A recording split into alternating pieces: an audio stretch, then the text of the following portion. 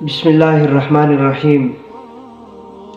4 پیغمبروں کے بارے میں حضرت عیسیٰ علیہ السلام، حضرت ادریس علیہ السلام، حضرت الیاس علیہ السلام اور حضرت خضر علیہ السلام، ان کے بارے میں یہ بات عوامی طور پر بھی مشہور ہے کہ یہ چاروں پیغمبر جو ہے وہ زندہ ہے۔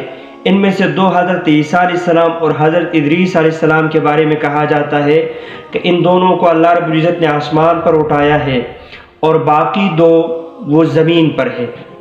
حقیقت اس بات کی کیا ہے؟ کیا قرآن اور حدیث میں اس کے بارے میں کچھ وارد ہے یا نہیں ہے؟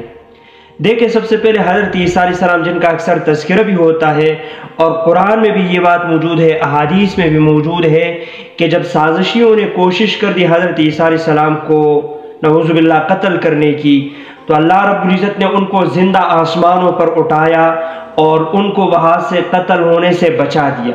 یہ تو قرآن میں موجود ہے اور احادیث میں موجود ہے۔ باقی حضرت ادریس علیہ السلام کے بارے میں جو رفع کا لفظ آیا ہے، وہاں اس کا مطلب یہ ہے کہ اللہ رب العزت نے حضرت ادریس علیہ السلام کا مقام اور مرتبہ بلند کر دیا۔ اس کا مطلب یہ نہیں ہے کہ اللہ رب العزت نے ادریس علیہ السلام کو آسمانوں پر اٹھایا۔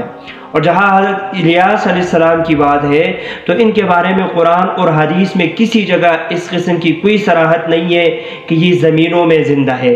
اور حضرت خضر علیہ السلام کے بارے میں تو صحیح اور راجح قول یہ ہے کہ یہ اللہ کے ولی تھے، یہ پیغمبر نہیں تھے، اور باقی ان پر بھی موت آئی ہے۔